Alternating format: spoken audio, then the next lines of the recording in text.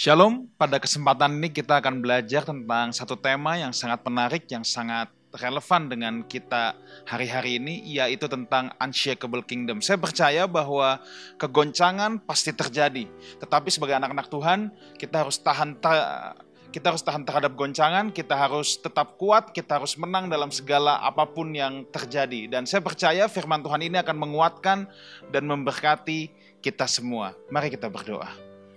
Bapa, kami bersyukur untuk segala sesuatu yang Tuhan telah jadikan dalam hidup kami. Kalau sebentar kami akan belajar kebenaran firman-Mu, kami berdoa Tuhan, kami mau buka tanah hati kami dengan rasa lapar dan haus supaya benih kebenaran firman-Mu boleh berbuah lebat dalam hidup kami. Kami bersyukur untuk semua hal yang Tuhan jadikan. Terima kasih. Mari Roh Kudus, Engkau guru kami yang agung, Engkau mengajar di tengah-tengah kami pada kesempatan ini. Hanya di dalam nama Tuhan Yesus kami berdoa. Sama-sama kita katakan, amin.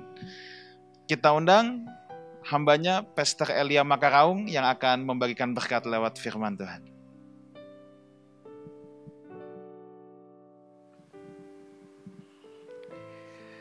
Shalom Bapak Ibu Saudara. Saya percaya dimanapun saudara berada, saudara adalah orang-orang yang diberkati oleh Tuhan. Amin. Nah, dalam kesempatan ini saya ingin membahas kepada kita semua tentang unshakable kingdom atau kerajaan yang tidak tergoncangkan. Saya percaya bahwa hari-hari ini di mana-mana sedang terjadi goncangan, bahkan goncangan ini sedang melanda seluruh dunia ya. Ada satu wabah ya, virus corona yang telah melanda seluruh dunia ini dan membuat kegoncangan, dan saya percaya kegoncangannya bukan hanya sekedar meresahkan masyarakat dalam arti masalah kesehatan, tapi ekonomi juga tergoncang olehnya, politik tergoncang olehnya. Dan saya percaya bahwa hari-hari ini firman Tuhan sedang digenapi. Mari sama-sama kita akan melihat apa yang firman Tuhan katakan. Jadi sebenarnya sebagai orang percaya, sebagai umat Tuhan, tidak ada sebenarnya yang mengejutkan yang terjadi dalam dunia ini, karena Tuhan sudah bicara lewat firman-Nya. Mari kita lihat bersama-sama di dalam Ibrani pasal yang ke-12, ayat yang ke-26 sampai ayat yang ke-28 saja. Mari kita lihat. Atau mungkin sampai ayat yang ke-29 biar lebih bagus. Ibrani pasal yang ke-12 ayat yang ke-26 sampai ayat yang ke-29.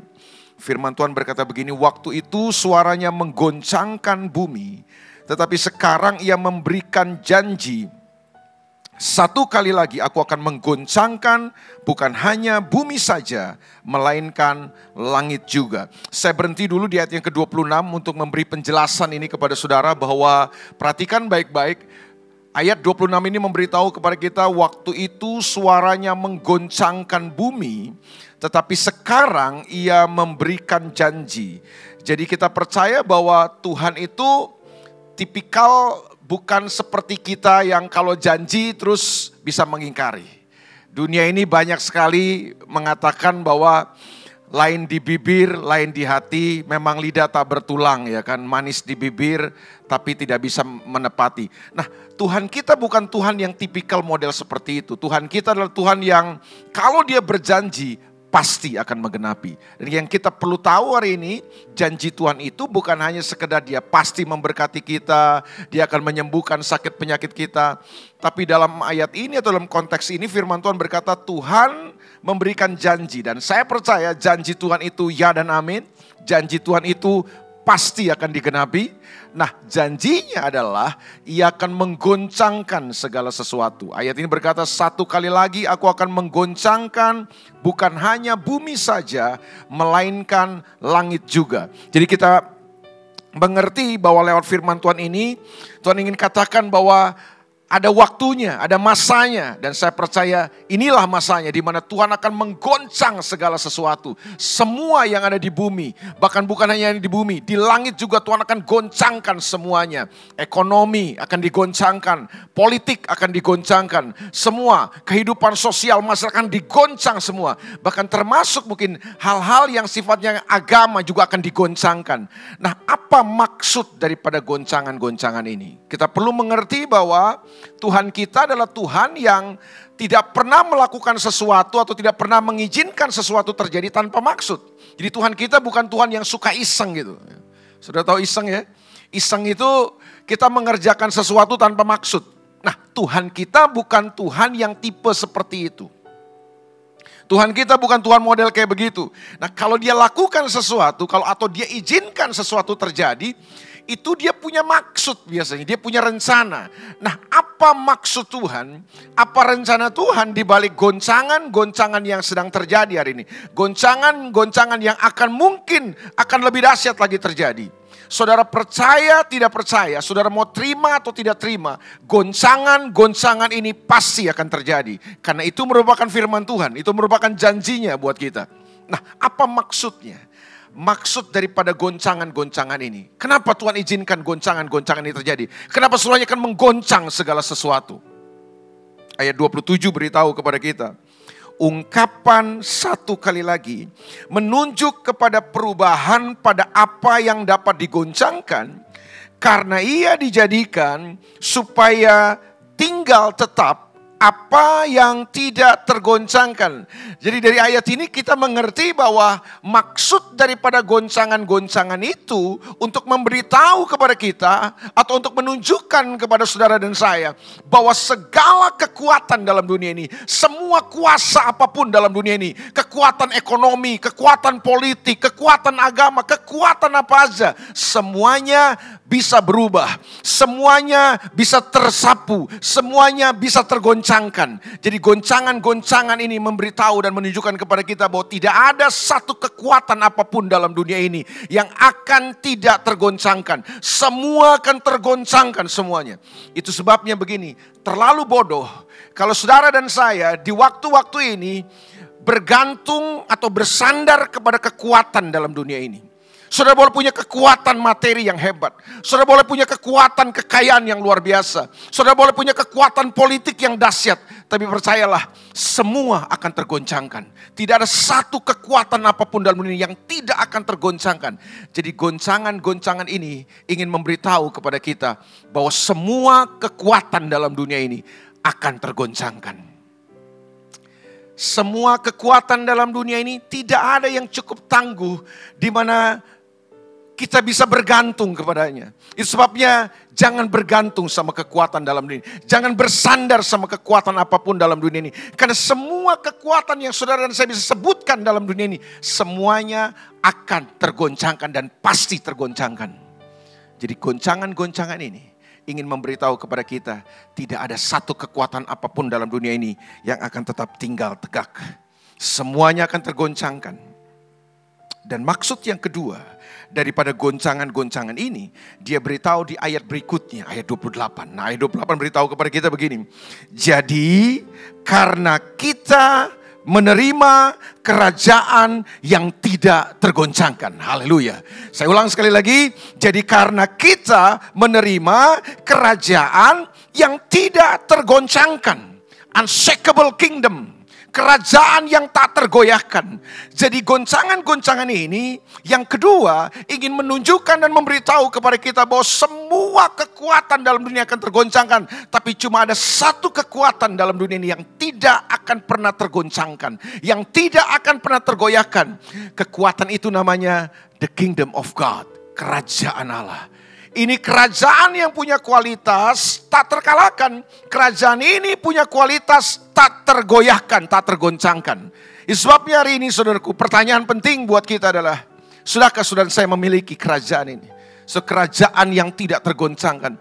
Ketika semua kekuatan, ketika semua kerajaan, ketika semua sistem pemerintahan di dunia ini akan goncang.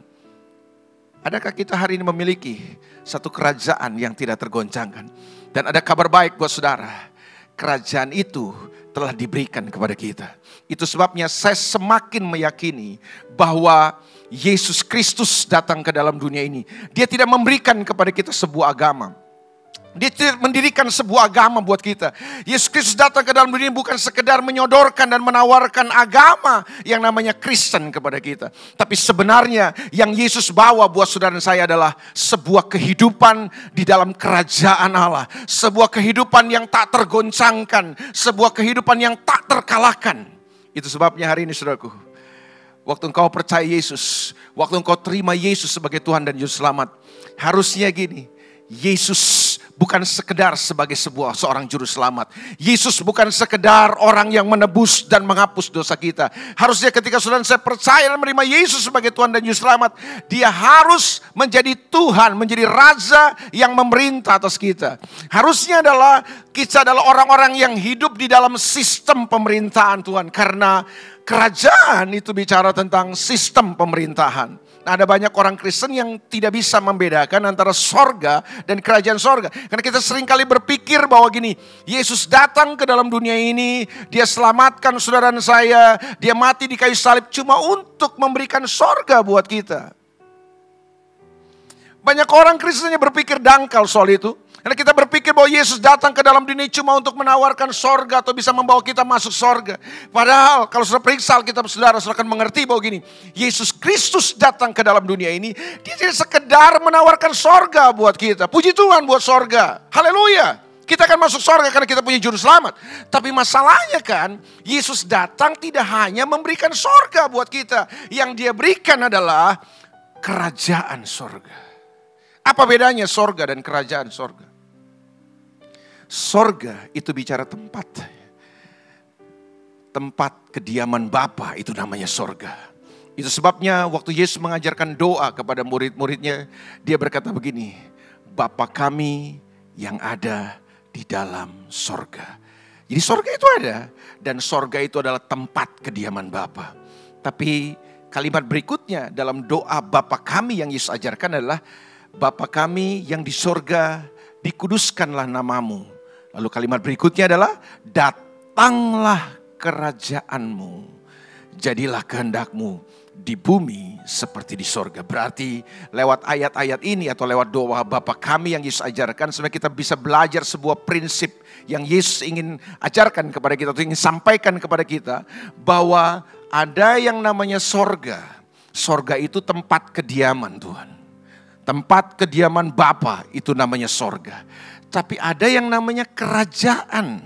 Nah, kerajaan itu apa? Kerajaan itu bukan bicara tempat. Kalau sorga itu bicara tempat, kerajaan bukan bicara tempat. Kerajaan itu bicara tentang sistem pemerintahan. Itu sebabnya kalau saya pelajari Alkitab, saudara akan mengerti bahwa Injil Matius seringkali menggunakan frase kerajaan sorga. Tapi Injil-Injil yang lain atau surat-surat Paulus lebih menggunakan istilah atau frase kerajaan Allah. Itu sebenarnya kan mengacu kepada sebuah pengertian yang sama, kerajaan sorga, kerajaan Allah. Kerajaan sorga banyak ditulis oleh Injil Matius karena dalam sejarah penulisannya, Injil Matius ditulis untuk kalangan Yahudi. Itu sebabnya Matius mengganti frasa kerajaan Allah dengan kerajaan sorga. Karena buat orang Yahudi tidak boleh menyebut nama Tuhan dengan sembarangan. Tapi inti yang mau disampaikan adalah bahwa waktu Yesus berkhotbah, kemana saja dia berkhotbah, Matius berkata gini, yang dia beritakan adalah kerajaan sorga. Bertobatlah sebab kerajaan sorga sudah dekat. Dia tidak menyampaikan bertobatlah sebab sorga sudah dekat, bukan. Nah, Yesus beritakan adalah bertobatlah sebab kerajaan sorga sudah dekat. Artinya begini, yang Yesus mau bawa kepada manusia bukan sekedar sorga sebagai tempat kediaman Bapa, tapi yang dia mau tawarkan kepada umat manusia adalah sebuah kehidupan di dalam sistem pemerintahan Tuhan. Sebuah sistem pemerintahan Tuhan yang memerintah, yang berdaulat, yang bisa mendominasi kehidupan kita. Di mana waktu Tuhan memerintah hidup kita, waktu sistem pemerintahnya terjadi dan berlaku dalam hidup kita, Tuhanlah sebagai penguasanya. Kehendak Tuhanlah yang harusnya terjadi dan terlaksana dalam kehidupan kita. Itu maksudnya. Jadi Yesus ingin membawa kita untuk masuk kembali menjalani sebuah kehidupan di dalam kerajaannya. Artinya gini, dia yang menjadi Tuhan, dia yang menjadi Raja, dia yang menjadi penguasa yang memerintah kehidupan kita. Dan Alkitab berkata gini, kalau Tuhan yang memerintah hidup kita. Roma pasal yang ke-14.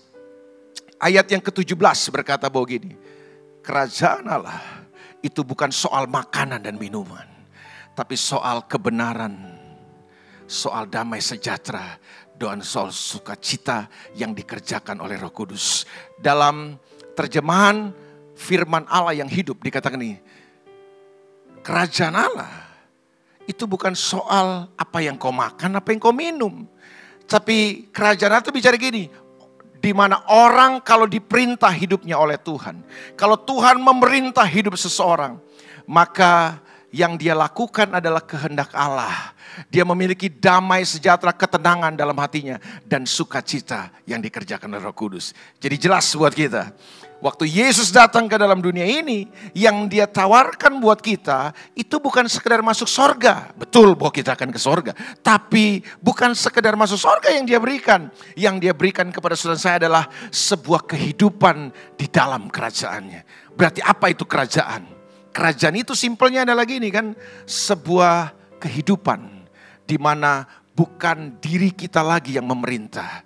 Sebuah kehidupan bukan lagi sistem dunia ini yang memerintah kita, tapi sebuah kehidupan yang diperintah oleh Tuhan dan kehendaknya.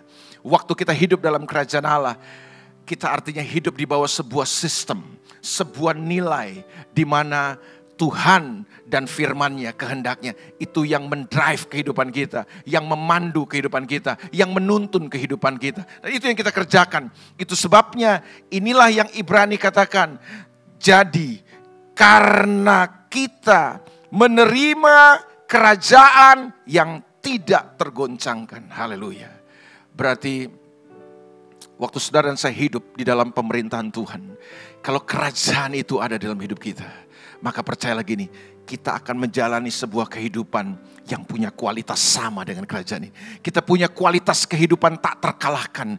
Kualitas kehidupan orang-orang yang hidup di dalam pemerintahan Tuhan ini. Kita punya kerajaan Tuhan dalam hidup kita ini.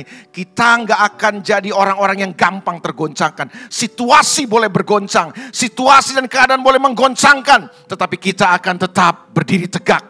Kenapa? Karena kita telah menerima kerajaan yang tidak tergoncangkan. Haleluya. Sudah hari ini saudara ada dalam kerajaan yang tak tergoncangkan itu? Selamat datang dalam kerajaan yang tak tergoncangkan itu. Saya percaya di tengah-tengah dunia yang sedang menggoncangkan hari ini, kalau saudara dan saya memiliki kerajaan Allah, Tuhan yang memerintah hidup kita, maka saya percaya kita tidak akan bereaksi salah dalam kehidupan. Ketakutan bukanlah reaksi daripada orang-orang yang hidup dalam kerajaan Allah. Kerajaan Allah punya reaksi, dia katakan gini, jadi karena kita menerima kerajaan yang tidak tergoncangkan, marilah kita apa katanya, mengucap syukur dan beribadah kepadanya, kepada Allah menurut cara yang berkenan kepadanya dengan hormat dan takut.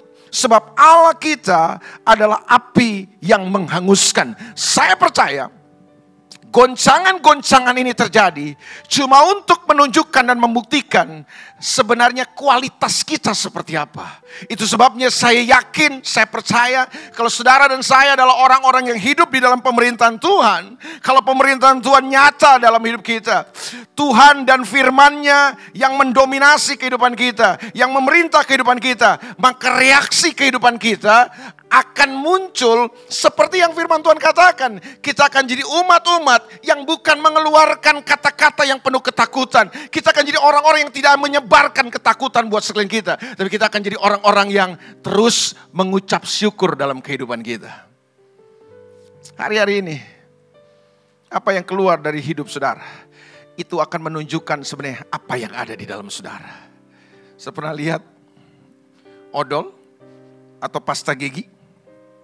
Ada merek, macam-macam lah itu mereknya ya. Ada Pepsodent, ada Close Up, ada Colgate, ada macam-macam. Nah pertanyaannya gini, waktu saya kasih kepada saudara, saya berikan kepada saudara sebuah pasta gigi, kemasan pasta gigi.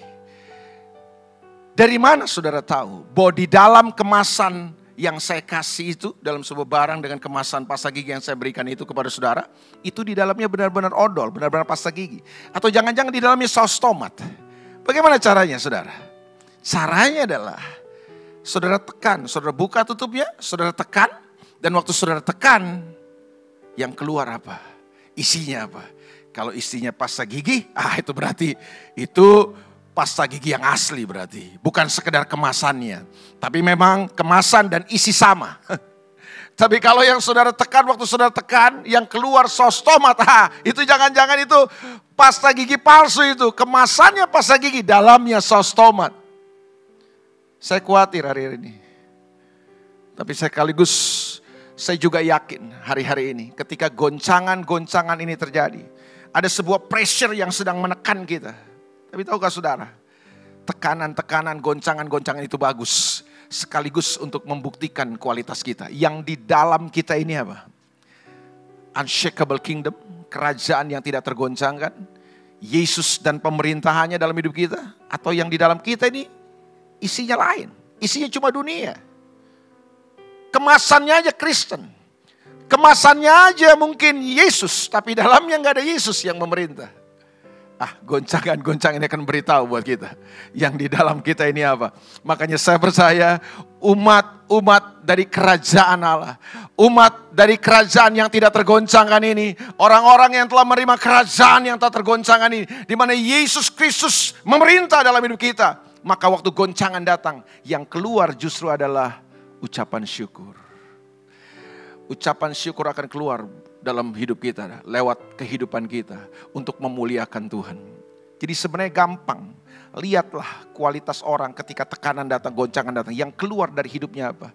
Cuma kata-kata ketakutan kah?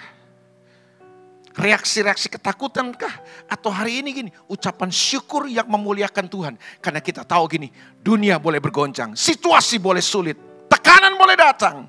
Tapi kita punya Tuhan Yesus yang jauh lebih hebat daripada semua situasi kita. Hari ini saudara, naikkan ucapan syukurmu. Untuk membuktikan begini, betul yang ada di dalam kita itu adalah kerajaan Allah.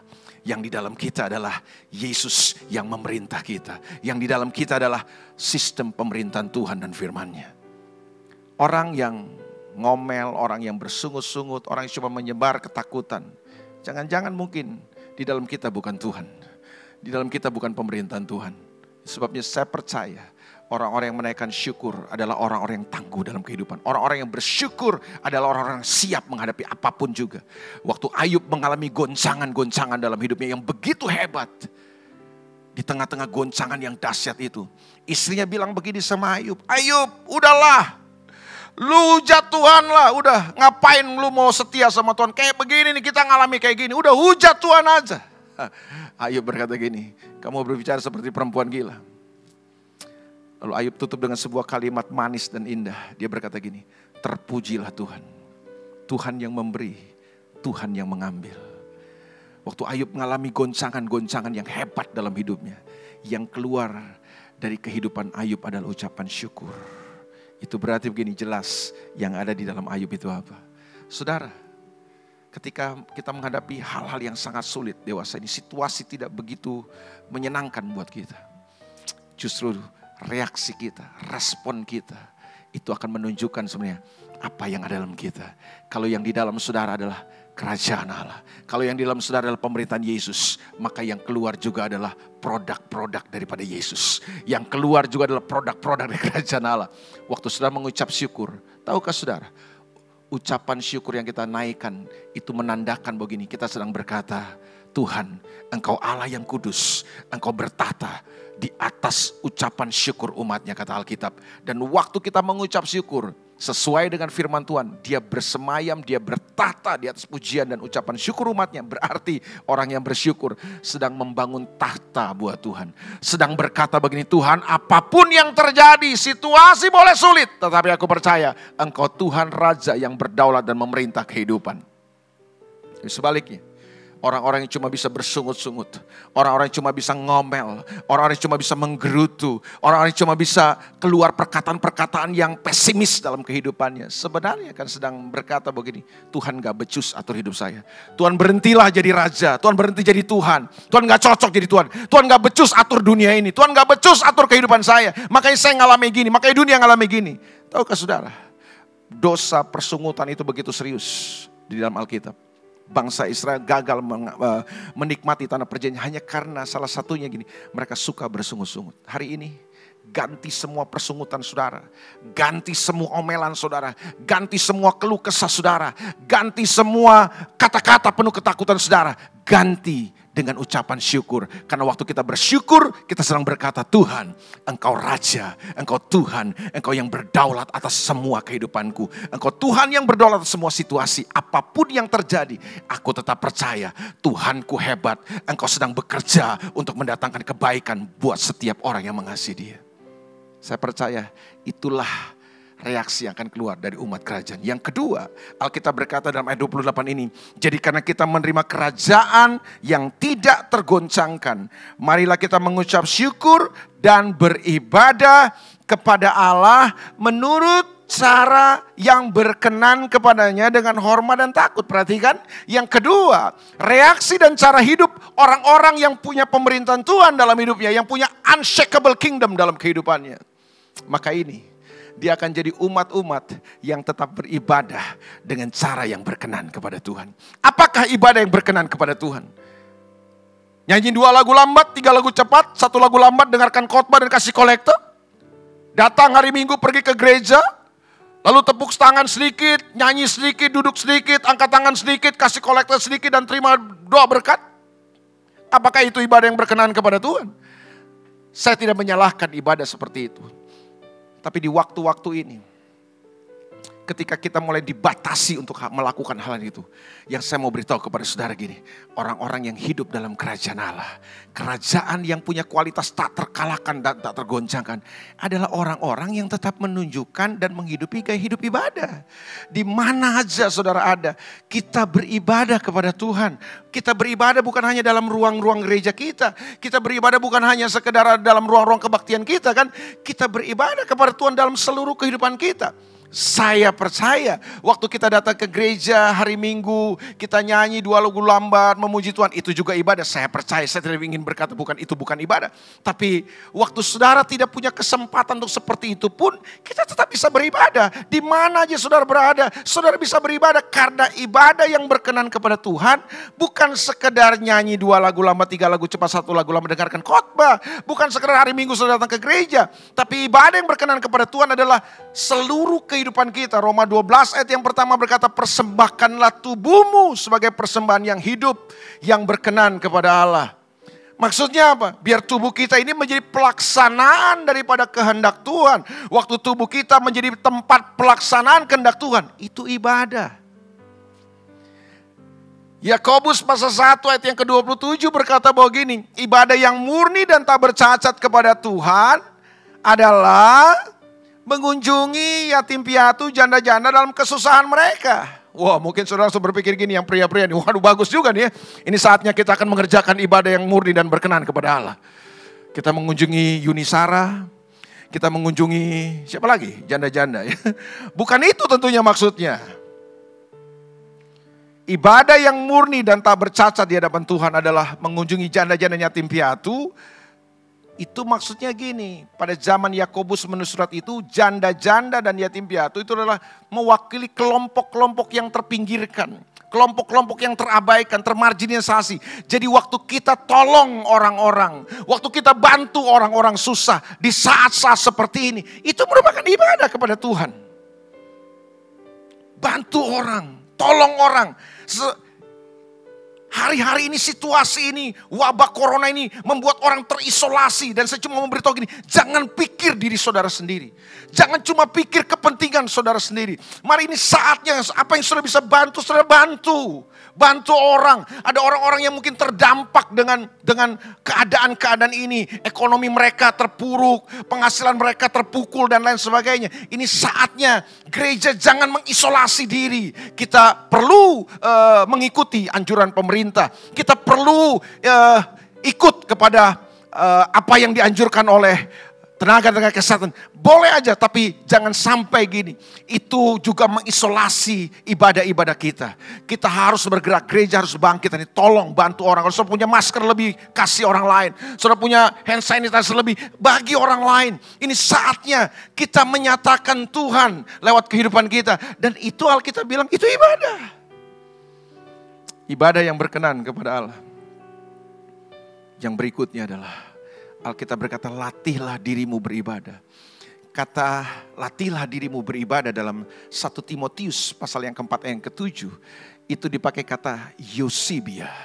Itu bicara tentang apa sih? Bicara tentang kehidupan yang serupa dengan Kristus. Sifat Kristus, karakter Kristus, latihlah dirimu beribadah.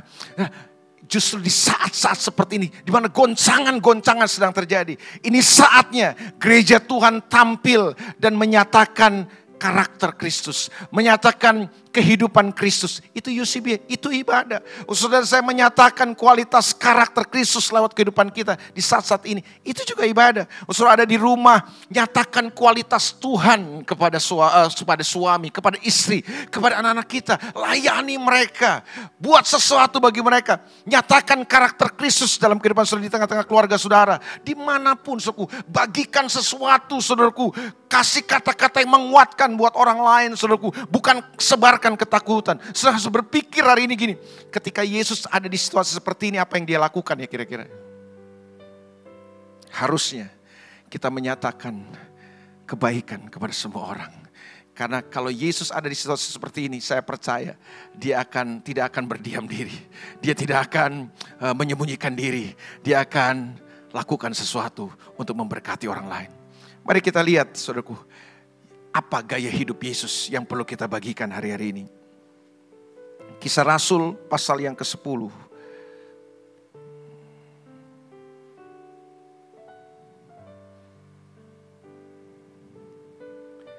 Kisah Rasul pasal yang ke-10. Ayat yang ke-38 mungkin. Yes.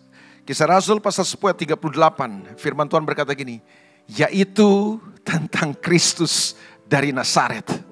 Saya ulang sekali lagi. Yaitu tentang Kristus dari Nazaret. Bagaimana Allah mengurapi dia dengan Roh Kudus dan kuat kuasa. Dia yang berjalan berkeliling sambil berbuat baik dan menyembuhkan semua orang. Haleluya. Jadi Yesus dia bagikan kebaikan, dia sebarkan kebaikan, dia lakukan kebaikan buat semua orang. Dia sembuhkan orang-orang yang terikat, yang sakit dan lain sebagainya. Saya percaya di saat-saat seperti ini, di saat goncangan demi goncangan sedang terjadi, ketika goncangan sedang melanda dunia, semua tergoncangkan. Ini saatnya umat kerajaan Allah, mari kita tetap beribadah kepada Tuhan. Jangan sampai spirit ibadah kita menjadi lemah, menjadi loyo. Ini justru saatnya, saudaraku, orang-orang yang hidup dalam kerajaan Allah, kalau pemerintahan Tuhan ada dalam hidup saudara, maka saudara akan jadi orang-orang yang tidak akan pernah berhenti. Situasi bisa membatasi kita, tapi spirit untuk kita beribadah kepada Tuhan tidak akan pernah padam. Karena ibadah yang berkenan kepada Tuhan bukan hanya kita lakukan di gedung-gedung gereja kita. Sudah saatnya hari ini gereja berubah dalam cara berpikir bahwa kita akan mengerjakan ibadah kita dalam seluruh kehidupan kita. Bukan hanya dalam gedung-gedung ibadah kita, bukan hanya dalam hari Minggu 2 jam, tapi kita akan beribadah kepada Tuhan dalam seluruh kehidupan kita. Waktu kita menjadikan tubuh kita sebagai tempat pelaksanaan kehendak Tuhan, itu adalah ibadah yang sejati. Waktu kita bantu orang-orang yang susah, orang-orang yang sedang terdampak, orang-orang yang sedang kebingungan dan putus asa, kita bantu mereka, itu adalah ibadah yang murni dan tak bercacat di hadapan Tuhan. Waktu kita melatih kehidupan kita, supaya kemudian dari hidup kita yang muncul adalah karakter Kristus, sifat Kristus, kualitas Kristus, maka kita sedang melakukan ibadah Eusebia hari ini. Percayalah, ayat 29 bilang gini, sebab Allah itu api yang menghanguskan. Saudara tahu, api Tuhan kadang-kadang datang sebagai digambarkan sebagai sesuatu yang lembut. Tapi ayat ini berkata gini, Tuhan itu api yang menghanguskan. Salah satu yang saya pelajari dari fungsi api adalah waktu emas itu masuk ke dalam dapur api, maka api itu membakar emas ini bukan untuk menghancurkannya, tapi justru api itu akan semakin memurnikan emas itu, sehingga emas itu semakin murni. Waktu dia masuk dalam api emas itu, maka api ini akan menyingkirkan semua unsur yang bukan emas, sehingga emas itu menjadi emas yang murni. Saya percaya goncangan-goncangan ini terjadi, so kemudian gini, yang bukan dari Tuhan, yang melekat dalam hidup kita yang bukan berasal dari Tuhan. Semua unsur yang bukan dari Tuhan dalam hidup kita, semuanya akan tergoncangkan, semuanya akan sirna. Supaya yang ada di dalam hidup kita cuma hal-hal yang tidak tergoncangkan, hal-hal yang kekal, hal-hal yang berasal dari Tuhan. Itulah yang tidak akan tergoncangkan. Alkitab berkata, dunia ini sedang lenyap dengan semua yang ada di dalamnya. Tetapi orang yang melakukan kehendak Allah akan tetap hidup untuk selama-lamanya. Selamat datang di dalam unshakable kingdom, kerajaan yang tidak tergoncangkan. God bless you, Tuhan berkati saudara. Mari kita berdoa. Hamba-Mu terbatas Tuhan untuk menyampaikan kebenaran ini. Tapi hari ini hamba berdoa supaya dimanapun umat-Mu berada hari ini, dimanapun umat-Mu mendengarkan firman Tuhan ini, hamba berdoa supaya ada hati-hati yang terbuka. Dan firman-Mu menerobos, firman-Mu yang bagaikan pedang bermata dua itu datang menembus seluruh kehidupan kami, roh kami, jiwa kami. Sehingga firman-Mu datang membangkitkan kami, memurnikan kami, memperbaiki kami, meneguhkan kami, menyembuhkan kami, memulihkan kami. Sehingga apa yang bukan berasal dari Tuhan, unsur-unsur yang bukan dari Tuhan, yang masih melekat dalam diri kami, dalam hati kami, dalam pikiran kami, supaya Tuhan datang seperti api yang menghanguskan semuanya, menggoncang semuanya. Sehingga yang tertinggal, yang cuma ada dalam hidup kami adalah hal-hal yang berasal dari Tuhan, hal-hal yang tidak tergoncangkan. Dan kerajaan-Mu adalah kerajaan yang tidak tergoncangkan. Hamba berdoa Tuhan, teguhkan umat-Mu. Ada satu dua mungkin yang sedang mengalami ketakutan yang luar biasa hari ini. Hamba berdoa di dalam nama Yesus, supaya hari ini iman-Mu bangkit. Tuhan datang, anugerah-Mu sentuh mereka. Bangkitkan iman mereka. Topang mereka, teguhkan mereka. Supaya mereka hari ini punya keberanian untuk tidak terpuruk iman mereka. Iman mereka tidak menjadi lemah, tapi iman mereka bangkit. Firman Tuhan membangkitkan iman mereka untuk tetap berkata di tengah-tengah situasi seperti ini, Tuhanku lebih besar daripada semua situasi ini. Tuhan, ajar kami terus bersyukur kepadamu, karena ucapan syukur adalah hal yang memuliakan Tuhan. Ucapan syukur adalah senjata peperangan yang dahsyat. Waktu kami mengucap syukur, Engkau akan turun sebagai pahlawan yang memberikan kemenangan buat kami. Meteraikan firman-Mu, bagi Tuhanlah segala kemuliaan dari sekarang sampai selama-lamanya. Dalam nama Yesus. Amin. Amin. Tuhan berkati saudara.